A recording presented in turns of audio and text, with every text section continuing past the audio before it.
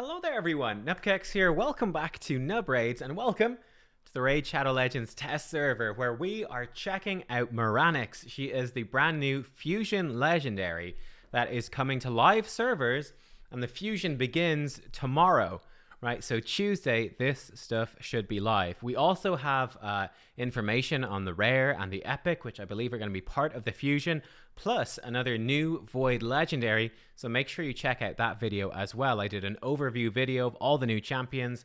Should be out at the same time as this video, so your choice which one you watch when, right? Oh, and as always, let me know if there's any technical difficulties in case it's your first time watching, right? I've literally just moved house, setting up the new office. We're clearly in the process of it. Like, the lighting I know is terrible. Look at this, boom. I've got literally an old desk lamp sat partially in front of my monitor. I'm going to be ordering a new one literally later today, and it should be coming hopefully during the week. So stuff is going to be improving, but we already had some audio issues. Those have hopefully improved a little bit. It might take me a day or two to sort of like implement your feedback, but of course I'm gonna be listening for that feedback and yeah, trying to sort out any technical stuff and make the video quality good so you guys can enjoy it and watch the videos and get the information you need. Anyway, enough babbling, says you. Let's dive in. What is the deal with Maranix? Let's take a look. Quick overview of her skills. We've seen them before. So her A1 is pretty exciting. It's a double hitter, but you then have a 50% chance to place an extra hit if the target is under hex. You can actually get up to 2 extra hits. So 50% of the time you'll hit twice, double hitter.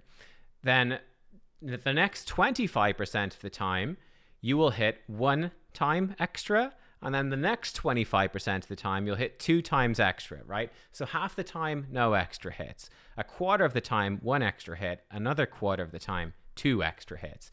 I suspect that this is really going to smack. We're going to test it out. I haven't actually tested it yet. I suspect this is really going to smack, though, if she gets those extra hits. That's usually how stuff in this game works. Extra hit mechanics typically hit very, very hard. Very hard. Trunda, case in point, okay?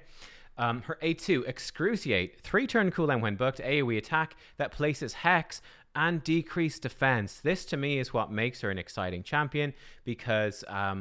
decreased defense is one of those mandatory debuffs, excuse me, and then Hex is actually a really cool debuff. I enjoy playing with it a lot. We're going to try her out with some Hex-based teams. We're going to build them up today for nuking through dungeons, for taking on Hydra, etc., etc. Her A3 then is an AoE attack that ignores unkillable and shield buffs if targets are under Hex. Pretty intriguing. And it also gives her unkillable if she kills an enemy without Hex for 1 turn. It will give her unkillable for 2 turns if she kills an enemy who is under Hex. So this is very intriguing as well. I'm excited to see what she can do in terms of something like being a Nightmare campaign farmer, for example. This unkillable might give her that level of safety to do it that maybe other nukers won't have. I'm curious, while also being potentially powerful for Arena, of course.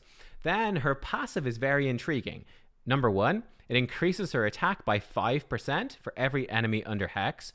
That is cool, again, for arena nuking, for campaign nuking, that sort of thing, especially seeing as she provides Hex herself. And it resets the cooldown of her 4-turn AoE whenever she kills an enemy under Hex. Yeah, so I think this is a really cool kit. It's very exciting. She has the potential to be a really good nuker herself, and she has the potential to be a good setup for other Hex-based nukers, because it gives them 2 of the 3 things they really need. It gives them decreased defense and Hex. The only thing they need to get then is increased attack, and champions like Thea and Rule are good to go in and lay in their absolute smacks. So yeah, it's going to be quite fun. What we're going to do as an initial test, which I think is a really good point, is we're going to compare her to Ethos as a, I think, side-by-side damage test, because both of these champions have a very similar structure and skills. 3-turn cooldown AoE, 4-turn cooldown AoE, and then a single target A1. Maranix is coming in. Guess what? 3-turn cooldown AoE, 4-turn cooldown AoE. So I think we're going to compare them to see, is their damage similar? And then I obviously have covered Ethos extensively before as my Nightmare campaign farmer, as my Minotaur farmer. We're going to see, number 1, can Maranix farm Minotaur, farm Nightmare campaign, as well as Ethos can. We're going to test that out as well. So first of all, let me just dive into Doom Tower Hard and let me show you this. Then we're going to pause. We'll jump into floor 1. We'll be just fine. I was messing around with some stuff. Top secret coming soon. So what we're going to do, we'll just throw him in with an Arbiter just to make sure that we go first. We're literally going to swap the gear from Ethos directly across to Maranix then after. We can put it to 2 times speed for this boost up here. Okay, 1 times speed will just come in with the A3 here from Ethos to give us a rough sample. Bam, we're hitting about 32 to 42,000. And he did a total there with his AoE of... We should probably oh, no, I clicked off it. Let me do that again. I'll be right back. Okay, he actually hit slightly less hard that time. He did about 186,000. I think typically speaking for me, he generally does about 200k when he nukes this floor 1. If we run this again and we do his A2 instead, let's see that in action. So his A2, bam, bam, bam. It's doing maybe 10k per tick. Similar damage. He did that time, he did 175,000, right? So those are his 2 AoEs. I'm going to go and swap his gear over to her, and we'll take her into Doom Tower hard then, and we'll see how hard she is going to hit. I'll be right back. All right, just to show you this gear as well, you can see we don't have any accuracy really built on her. This is pure nuking gear right now. We can look at her, we can see she's coming in with the same gear at 5.3k attack and 276% crit damage. I did, by the way, match their mastery. So, for example, the crit damage is so high because we have flawless execution. This is just to make her work for Nightmare campaign, basically, just to be super consistent. That's why Ethos has it. Obviously, Helm Smasher does more damage, but you might roll it when you don't want to, and so on. So if we come across into not the clan bosses, if we come into Doom Tower, we come into floor 1, and we will do the exact same thing. Here we go. So let us dive in and let's see what sort of damage she can do. Like I said, this is a complete blind test for me, so I have no idea what to expect. So we come in. Let's do her A3 first. Now, we're obviously not going to be ignoring Unkillable or Shield, but they're not under Unkillable or Shield. Let's see how hard she hits. We're hitting for about 30k per hit there. Actually, not too bad. We actually got lucky as well. We didn't weak hit any of them, which is definitely possible. But we come out of that. And we're having some lag. That's all right. We hit for about 137k. So not that impressive, actually, in terms of the damage. It's quite a bit lower than I was hoping. We come in with this hit. We'll see how we hit. Again, no weak hits there. We did hit all of them. Cool animation as well. And we come out. How much damage do we do? 149. So she actually hit harder on that move. Let me redo her A3 in case maybe we did get 1 weak hit. Maybe we got 1 that was bad. Let's see if we come in. Yeah, we got 1 weak hit there. So let's add 20k damage on to the total. We did the 1 weak hit. So yeah, 134k. So her A3 actually doesn't hit very hard. And now obviously she's not benefiting from that bonus attack from her passive right there. It's not hitting like crazy though. And then just out of curiosity, let's see how hard her A1 hits. And we'll just imagine with the Hex that it's going to hit a lot harder. So we come in with this. 14k, 13k. She's doing about 27,000 single target. That could double. That could be almost 50 to 60,000 if she gets the extra hits. That's going to hit pretty hard single target for sure. All right, let's throw her into some real life testing right here.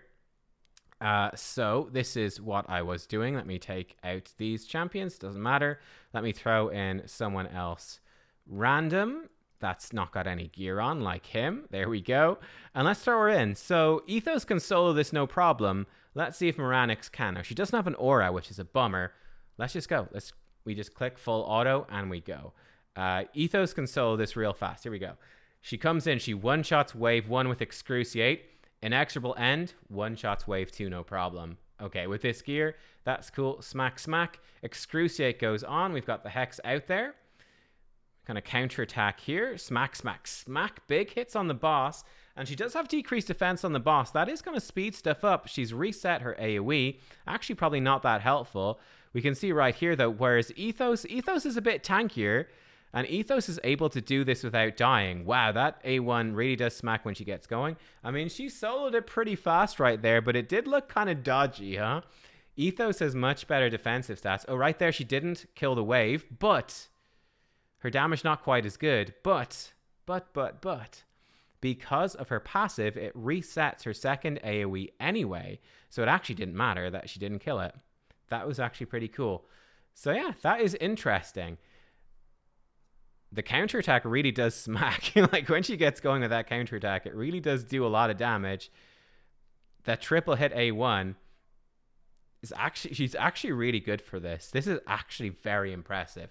That's not bad at all. That is not bad. Okay, so can she solo this? Yes, she can. She's definitely squishier than Ethos is, which makes it, you know, a little intimidating, but she can absolutely do it. Why are we going into stage 1? No, wow, this was back in the day. This is my first ever squad I used in Raid Shadow Legends. Would you look at that? If we jump into Brutal really fast, just to give you an idea for your typical farm, the most typical farm that every single person does. Can she do this? I mean, it's not going to be any surprise really, is it? She's going to smash through this. We're going to test her out on Nightmare then. Again, the only annoying thing is that she doesn't have an aura. Kind of wish she had an aura just to avoid those error messages. It's not on auto, but you can see she's going to one-shot that. We'll run it again so we get the proper time. One-shots the next wave. I'm not running, by the way, on unlimited frames right now. I am running on 60 FPS. She weak hits this stage, so that's one thing to note, actually. She is a bad affinity for this, so she still clears it reasonably well, but there are green affinity enemies kind of across the board here in stage 11. You'd probably be better off, in fact, almost definitely better off here in... yeah, let's try out stage 3. We'll see, are there any force affinity enemies in here? Let's give it a go. Maranix, where are you? There she is. And let's just throw in... I guess we can just leave her in on her own. It's going to be just fine, right? She's going to one-shot everything anyway, in theory. So there she goes. One-shots the wave. Next wave. One-shots this. And then the final wave should do an A1. And then almost one-shot them. There is a skull crown here. That is kind of annoying. And she finishes it off. So, yeah, okay. That's interesting. What would be the best one? This has a bunch of spirit stuff. So it's actually kind of awkward to find a good force affinity farming spot. Maybe this is the spot. Let's try this one and see. Can we clear through this nice and quick? I always struggle to find her for no real reason. Here we go. So let's see. Maybe this is the stage. You're going to get obviously slightly less XP. So first, yeah, and he's green. Man, that's really annoying, actually. To find a good farming spot is actually fairly difficult. But she can clearly do it well. We just need to find... Let me pause it. I'll find a good stage so you don't have to watch. Let me pause it. I'll be right back. Okay, so one thing I did, I went back with Unlimited. We didn't actually proc any extra hits. 25 seconds. 25 seconds with Unlimited frames for Minotaur stage 15. I think she'd go even slightly faster than that. And stage 10-6 for Brutal. We can actually go into this. And this one is no spirit enemies. So you're going to get, you know, slightly... It's going to be really very similar rewards from doing 12-3 or 12-6. It's not going to be very different. And she does it in the 8 seconds just fine. Now, here is the key thing. How will she do when we go to Nightmare?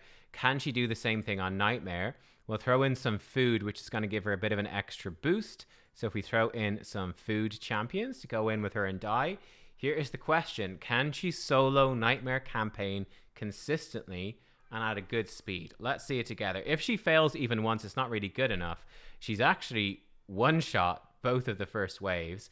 And then this guy, why did he not do that before? I guess there's the different enemies on Nightmare. I didn't know that.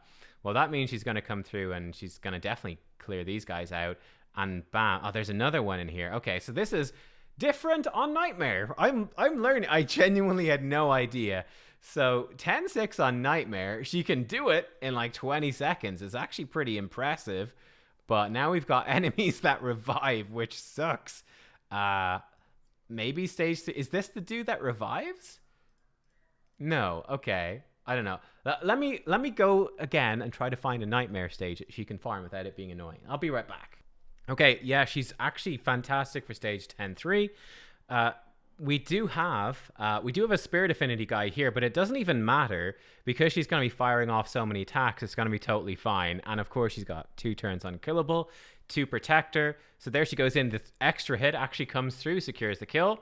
Wave 2, just bam, smashes through them. It resets her AoE, so she comes through and just like that, 18-second Nightmare campaign farm, which I think is really good. Now, I don't have obviously double XP on right now.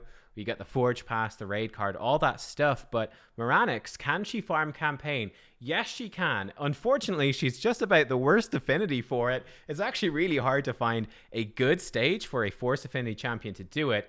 but she absolutely can. She's actually really good. She can farm Minotaur as well.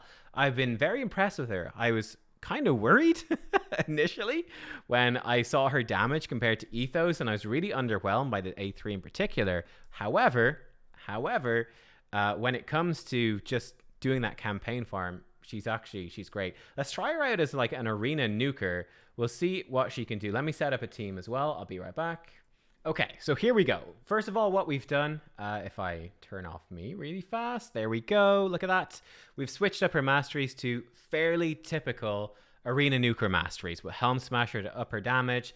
So Maranix is coming in. She's obviously lost a little bit of crit damage right now, but she's coming in with 256% crit damage, 5.3k attack. She has Helm Smasher. She's got Savage. We're going to give it a go. And we're going in with just an absolutely absurd build. This was the team I showcased at Baron earlier in the week. I have replaced Madame Ceres, and I've put my Madame Ceres gear on Rule the Huntmaster. Yep, and Rule's going to come in. He's going to put increased accuracy on everyone, and then Hex on all enemies. So he's going to come in and Hex, right? So Arbiter's going to turn meter boost us. Kymar's hopefully going to sleep them. Rule will put on Hex, and then we'll have Maranix go in with Inexorable End, and we'll see how that works. So we'll actually we'll just default it up, I think, and have her open with that, and we'll see, will this work?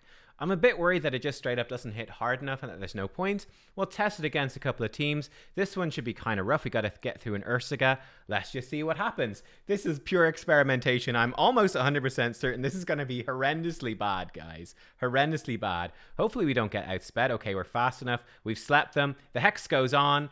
Okay, an Expo End, it actually went in and did a decent hit. It wasn't the worst thing in the world, actually. There we go. We've been provoked now, which isn't great. Let's see if she's going to hit hard, at least, on this Krisk. Smack, smack. I mean, her A1 hit hard, but then she got hit hard as well, and now we're going to get taken down. So, a bit underwhelming. I mean, we outsped them perhaps too much, and they got survived because of reaction accessories. She did okay damage, actually. It wasn't the worst. Let's try out, like, Deadwood's team here. I do think that the biggest issue with her, you can see I've got a problem with speed teams on the test server. I'm not fast enough to outspeed a speed team, which is what probably most people want to see. Oh, they've got Stone Skin. I mean, look at that. In terms of, she smacks pretty hard. Like, with the ignore unkillable, that was kind of useful. She did hit through right there. It's not bad. She doesn't hit the hardest for sure, but in terms of hitting through unkillable, it's okay. There might be something to this team. There might be something to her in Arena. Like, she's not completely terrible. I think if you're a newer player, she's not bad. Now, her A2 hits so much harder. It really does. But she's got that option of ignoring unkillable as well. It's definitely interesting. It's intriguing. If we go up against this sort of team, let's actually take out Rule. Oh, I stripped my Madame, didn't I? That's a bit of a bummer. I did strip Madame. I think Romantu is not fast enough for Kymar. Yeah, Romantu's too fast. Okay. Let me just put the gear back on Madame. Yeah, let's do that. Be right back. Okay, let's try her out in just a general sort of nuking team. And I think this should show her main weakness, really, which is the biggest problem, I think, for her in Arena, which is affinity. That she's bad affinity against Duchess, which is just the problem for nearly everyone. She goes in with the nuke. It's a decent hitting nuke. It wasn't amazing. It wasn't terrible, I guess. Right, let's see. Here we go. We reset. We strip the stuff off again. She's going to go in with her nuke again. Excruciate. So she's going with Excruciate. Is that her A2 or her A3? I can't even remember. We strip off some more buffs. She's going to have another AoE. Okay, that's her A3, which is the worst hitting one. But you can see right here, it's like, how does she kill Duchess? It's probably just not possible, although she is giving herself unkillable a decent amount, which is kind of okay. But really, I mean, compared to, let's say, Baron, who we saw earlier this week, she definitely ain't got nothing on Baron, that is for sure, which is definitely going to be a bummer. She's got loads of AoEs, she rotates through them, but yeah, this is sort of the biggest problem with her, is that she's got okay nukes, she'll be fine, she'll fill in for you in Arena, it'd be pretty cool, but is it the most useful way to build her? I don't know that it is. Kind of like Ethos, right? Even Ethos, not that great in Arena. He's not bad. He can fill in. But a specific arena champion is going to be better. That brings more utility, that has a bit more. But she has the added problem of being very like Ethos, but doesn't hit quite as hard. Has a nice unkillable benefit, has a nice passive, but she doesn't hit quite as hard. And she's really going to struggle against Duchess in particular and any other Spirit Affinity champions. So, yeah, we can leave this battle. I think we were going to lose that one very slowly, but we're going to lose it. So, Maranix, is she good for Arena? She's not terrible, not bad, but she's also not amazing. Okay, now, the other way to really test her out is, I think we can even keep her in the same sort of gear, to be honest. But let's switch her over into a nice accuracy banner. We could actually steal this nice one off of Rule. Thanks, Rule. Brings her up to a good healthy accuracy, good speed. She's still going to hit really heckin' hard, but now she's tanky enough, I think, for Hydra. Hopefully 219 speed is going to be enough. And let me actually build up some teams for some dungeons, and I'll be right back. Okay, right. Let me walk you through this dungeon team then. What do we have going on? We've gone all out on Hex, guys. We have all the big Hexes champions in here, and we do have a Kymar in for resets, which I think is fair, seeing this is probably going to be compared to, Seer teams or Poison Explosion teams, which run with Prince Kymar anyway. So we, of course, have Maranix. She is now coming in with less attack. She does lots of crit damage. And we're just going to have her prioritize Excruciate on the different waves. Actually, I guess for Dragon, we could leave her with Inexorable End, I guess. We can compare the damage of that. Maybe you want to turn it off and just have her A1 the Dragon. That might do more damage. But she is going to provide us with the decreased defense. Mithrala is actually going to be fast. Well, actually, the fastest is going to be Prince Kymar. He's simply going to reset us for wave 2. That's basically it. And we could probably turn this off for all the other waves. That's just fine. He's just there to reset wave 2. Mithrala is going to provide the Hex and increase attack that we do need. You could obviously use somebody else, seeing as Maranix is going to be providing the Hex. You could bring in a different increased attack champion. The advantage of Mithrala, obviously everyone can get her. And it does mean that Maranix is going to benefit from the Hex, right? She's going to get that bit of a boost to her own damage from Mithrala applying Hex, which is nice, plus the Hex effect itself. Then we have Thea, the Tomb Angel. She's going to give us an attack aura, and she's going to come in with a big nuke. She's got about 6k attack, 240% crit damage. And then we've got Rule the Huntmaster. Not the best gear left over for him. I think this is the big drawback of this team, is that you've got to build 3 champions, really. The 3 Hex nukers have to be in like Savage type gear. They're all using the same type gear, so it does stretch your account in that sense, but he's just opening with Unleash the Hunt. The benefit of this, what is the point? What is the point of these Hex nukers? Well, the point is that Thea and Rule hit insanely hard. In terms of just raw damage, they are some of the hardest hitting champions in the game by far. Because they have this Hex qualifier. They need enemies to be under Hex. Dragon 25 is perfect because they all are the correct affinity. Let's hit play and let's go. Let's see what happens here. 2 times speed, full auto, unlimited frames. We get the Hex out. We missed Hex on 1. We actually missed it again on the same guy. And you can see Thea is slightly low on the damage right there. With slightly better gear, she would get away with it. The Hex goes out. We get a good hit from her. Thea absolutely smacks. And then Rule with the double hits absolutely destroys as well. I do think if you don't have Thea, if you don't have Rule, you could get away with switching either of them out for a different damage dealer, and it's going to be fine. Basically, with Maranix and then one of these Hex nukers, powered up by a Mithrala, they can basically clear the way from Dragon 25 themselves, which is pretty sick, actually. There she goes. That A1 really does smack against the boss, and those counterattacks can be good too if she gets lucky. See, we've got Hexes for days. One thing I guess we don't have is a weaken. We get the weaken return from Rule's A1, which throws debuffs back, right? But we don't have a good source of weaken. Maranix hitting for about 100k there with her A2. It's not bad at all. Decreased attack goes out, unfortunately. We can cleanse that off, but it's going to take a little bit.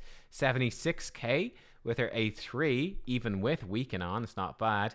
See, the A1 from her is hitting hard. That was a big hit. That was a lot of damage from the A1 there from Maranix. Really not bad. Yeah, really not bad damage at all. We're smashing in. One issue I do see is that Rule is prioritizing his A3. So when he gets reset by Chimar, he does the A3 twice in a row. We could probably tell him not to do that, and that would speed us up. He definitely doesn't need to be doing his A3. Bam, bam, bam. Big hits in there. Not bad. 1 minute 40. Not bad for Dragon 25. You can see from the actually, I'm slightly in the way. You can see from the damage, Thea 2.8 million. Maranix doing good damage. Rule's really far behind now. He's not getting to nuke the waves. And his AI is a bit dumb. So let's actually fix that AI problem. Let's come in here. Let's take this team. So Thea is fine. She doesn't hex reap the boss. That's okay though, because she needs lots of hexes out. She doesn't need that. Just doing this is fine. Maranix, let's actually turn off an executable end. We will keep her doing decreased defense. You're fine like that. You're fine like that. And for Rule, let's turn off Stalk Prey. It gives increased accuracy. Don't need it. Gives him Perfect Veil. Don't need it. Just do these moves. That's okay. Let's see how that goes. Right, I'm going to run this again. I'll be right back at the end to see if it speeds it up. Okay, so I think it made the run slightly slower. I don't know. We got a bit unlucky. Thea still did 2.5 million damage. Thea is still the top damage by a massive chunk. Obviously, she had better gear than Rule. Moronix and Rule still really similar with the damage. Again, it's not fully representative in the sense that Maranix is going faster, so she gets to nuke the waves, but Rule doesn't. So he is doing more damage to the boss than she is. Mithrala, being the hex, the one who's actually applying the hex, actually does tons of damage plus poison, so she actually does tons. So there you go. I think it's pretty interesting. Definitely, I mean, it's not the fastest run of stage 25. That's the only thing. I do have faster teams, but if you're looking for a way to get through this, the fun thing about it is this. Okay, the really cool thing about this, let me actually throw this together for you, is not go. Get out of here. So here's the interesting thing about this. I've got one more variation of this team, and then we might split this into another video for Hydra, because I think it's just going to be too long. You don't need Prince Chimar for this team. That is the fun thing. We can use Renegade. Now, you really want Prince Chimar to go with Seer, because Seer has a 4-turn cooldown. Well, guess what? Thea has a 4-turn cooldown, but she has an extra turn mechanic here, so we can, for example, have her do extra turn, and we're good. Maranix, 3-turn cooldown. Mithrala, 3-turn cooldown. Renegade, are you faster than everyone? Yes, you are, so we're all good. So you come in and just open with that over here. Rule is a 3-turn cooldown, so we're all good. So we come in, and we don't need Chimar, and this is the fun thing about it. Thea, guaranteed champion from Doom Tower Hard. Mithrala, guaranteed champion from Hydra. Renegade, rare. Maranix, the champion we're currently talking about, the current fusion. And then, okay, Rule, sure, is in there, but you could put somebody else in. We could maybe put in someone that will do a little bit of damage, but maybe just focus on killing the dragon. We could put in somebody like, what's he called? We could put in Dark Kale. There you go. You know, we just need to finish this guy off. It's not a huge deal. Like, we don't really need Rule there. We could put in someone like a Cult Brawler. You know what I mean? Like, we could put in anyone. Thea, whabam, rips through. Like, this to me is actually pretty cool.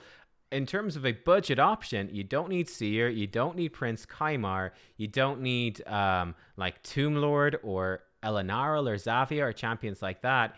You can actually come in and start farming these dungeons potentially pretty quickly without needing like some of these super OP champions that you got to pull. Like, these are all very obtainable. Like, the only one that's really hard to get at this point would be Rule, obviously, but he's the least important. But the rest of these are super obtainable champions. You will get them after playing the game for long enough for these three. And then for Maranix, well, she's going to be hard to get once the fusion is over. But if you do the fusion, you can get her. So honestly, I'm pretty impressed. Look, what do you guys think? Let me know. What do you think about Maranix? What is your opinion, genuinely? I'm actually pretty impressed by her. I've been disappointed by the damage on her A3. It was definitely very low. I was really expecting that as the 4-turn cooldown to be hitting harder. I felt it was pretty weak. However, for farming Minotaur, for farming campaign, it actually hits really well. Her affinity is not great for campaign. It's a bit awkward to find the right stage, but she can farm Nightmare campaign for you, which can be very useful for pushing hard for champion training tournaments. It can be a really great thing to do. bringing in, the decreased defense and hitting hard and providing hex as well. It does work well with these hex type teams. I think that's really cool to see. She puts out good damage. I think she's a nice champion. I guess with this team, she's not strictly essential, right? We could probably put in somebody else and it would also do the work, but it just gives you an extra source of hex. I mean, if you don't have Mithrala, you could put in Arbiter instead. That would still work just fine. You just need to time your reset champion. I think she's pretty nice, actually. Is she super OP? Are people going to be benching their Seer Kymar teams? No, why would you? But I think this is actually a really good champion. I've been pretty impressed. I'm going to test her out in Hydra as well. Actually, you know what? I will stick that in the end of the video. Let's do it. Let's stick it in the end of the video, so long as the thing has carried over. So this is the team I've been running on hard for a couple of videos. Here it is. And let's take out Lydia, and let's put in Maranix, and let's just get a vibe for how it goes, right? Where is she? I am blind. Maranix. I'm just going to run this one. I have done plenty of videos covering this already. We're going to prioritize Excruciate and then Inexorable End. So we'll just do a really quick run here. Let me just make sure everything is set up. So Mighty Uko, just do that and then do that. Okay, you're fine. The rest should be fine. We're not using Unholy Transfer. So you've seen this run before. Are we the same? Okay, this is the problem. It's not the same... it's not the same thing as live servers. It's actually better, but it's not the same. So that's okay. That's okay. Whatever. We'll just go for it. It actually means that we don't need provoke right at the start here. But to give you an idea for how this is going to run at the start, we're going to come in. Uko is going to debuff them. That is cool. Mother Cybele might be missing gear. I'm a little bit worried by that, actually. She can open with this. That's going to be good. Okay, cool. You are going to come in, try land the burns. You land some burns. That will do. Maranix is going to come in then, and she's going to put out some hexes. And this is the really nice thing in this team. She is the only source of hex. So this is where this is really good. We'll now put on increased defense for this guy attempting to slam us in the face. And we can just smack over here. It's going to be totally good. We'll try land the decrease attack. There's the decrease attack is in. We are Gucci. We are good. We didn't get block debuffs on him, unfortunately, but there you go. And we can hit full auto at this point. And you sort of get the gist here. Let's just leave it full auto, see it going. We're going to have the next hit from Maranix coming in. Now, for this particular run, obviously, if you're going to be using her for Hydra, where she's going to be providing you with Hex, which is very useful for that damage reflection across these heads is really good, especially when we get to a decapitated head. Hopefully, she can do really good damage to a decapitated head with her A1. And then duplicating that with Hex to other heads can add up to a whole bunch of extra damage, which is potentially very, very slick. The Hex is going to let us target Mischief, which is also very, very useful. It's just doing a whole bunch of really good stuff for us. So she'll bring good damage, she brings decreased defense, and she brings Hex. It's really what's the name of the game. War Master will definitely be better. But it's really up to you how you're going to build her. I'm curious. I'll run this one through anyway. We'll see how we do at the end. You're sort of getting a feel here for how she's hitting, the sort of damage that she's doing. She's keeping up Hex nice and consistently, which is really, really good to see. Uko strips off the buffs. This team is going to work really well in this rotation. Yeah, really, really well. Great. I'll pause it. I'll be right back, and we'll see how she does against a decapitated head. So be right back. Okay, here we go. We are back. We've just we actually decapitated 2 heads at once here. Up to about 6 million damage already. We've got a heal on right here. Lovely. We'll just throw out the A1. Try to get some decreased speeds on these heads would be nice. Okay, so here we go. Unfortunately, we don't have hexes out on these heads, so I think we'll just go with the AoE hit right here. It's doing decent damage across the board there to those heads. It's not the worst thing in the world. We can hit him, try get him killed off. AoE attack, not too shabby. What I'm trying to see, I'm hoping to see, is can we get to the point where, there we go, decapitate another one. Fantastic. Let's actually just try kill him off. Almost. All right. Here we go. Can we get the Hex on and then see what sort of damage she can do with the Hex and redistributing some damage. So you can see some extra damage popping up right there. And this is where Hex is really nice. So for example, if I hit auto, he'll target the right head. And you can see these extra damage ticks coming in. Look at all these extra little damage ticks. That is Hex doing its job, just adding a nice chunk of extra damage to every single thing that we're doing. So they all have Hex on. Let's see who she wants to hit. Wants to hit him. 100k. Wow, she just did about 400k damage, plus then all the duplicated damage through Hex. It's a good chunk of damage. It is a good chunk. It's not completely batshit crazy or anything, but it's really not bad. And you can see for whatever rotation this is actually working. You know what? We might as well do this. It doesn't work on respawned heads, as we know, unfortunately. So we might as well do it. Here we go. Heads are going to spawn back in. You can see by the time heads spawn back in on this particular run of Hydra right here, we have over 10 million damage on hard with this particular team, which is, well, it's really, really nice. And the great thing about this, part of why this is going so well, is that with Shamail, we get tons of turn meter off Head of Torment. And with this all Force Affinity team, which I've shown off in the Thylesia video I just did as well, yesterday, very similar champions, Maranix and Thylesia, because they're all Force Affinity. They don't hit Torment very hard, and they're not going to try target Torment either, unless you tell them to, which is absolutely great. It's fantastic. It's exactly what we want to see, because it means that Torment's going to live for ages. We get even more turn meter out of it, which is great. So there you go. I'm going to let this one run out, and I will be back then at the end to give a quick final summary when we see what the damage looks like by the end of this key. Well, that's a little bit unfortunate right there. Let's, for example, target this head now to speed it up. Right, be right back. All right, and here we are. We came to the end. This one actually went on for ages. So we're pretty close to the damage we did in a test run that I want to show you. So this was from jumping over. This is my Thylesia guide, right? Looking at Thylesia. Now, for this one with Thylesia, this was a worse affinity for us, but you can see that, you know, Sisia is doing about 22 million. Thylesia did about 11 million. We jump to the test server right now. We can see Maranix, she's doing a lot more damage. And this, I would say, is a Maranix which is not really, you know, perfectly built for this. If we gave her War Master, she would do more. She would do more. She's running with Helm Smasher right now, which I think is the more useful thing for, you know, if you're using her for Arena, if you're using her for Campaign Farmer. But this is definitely something that's worth considering. This run would have been better as well. Inquisitor Shamail, we got really unlucky. He got eaten really early, which you can tell because his damage sucks. But yeah, if you compare the two, again, Maranix is over twice the damage of Ultimate Death Knight. If we jump to the sample video, she's doing a lot more damage than Thylesia. I think that the real big difference here, I do think that Thylesia overall probably does have a better kit for this. Like, her abilities are a bit better. However, the advantage that Maranix has, the main advantage she has, are much... I'm just going to free regroup this, by the way, in case I want to do more videos on the test server for you guys. That might be why Shamail did slightly worse as well. Apparently he's missing some gear. Test server shenanigans. What do you know?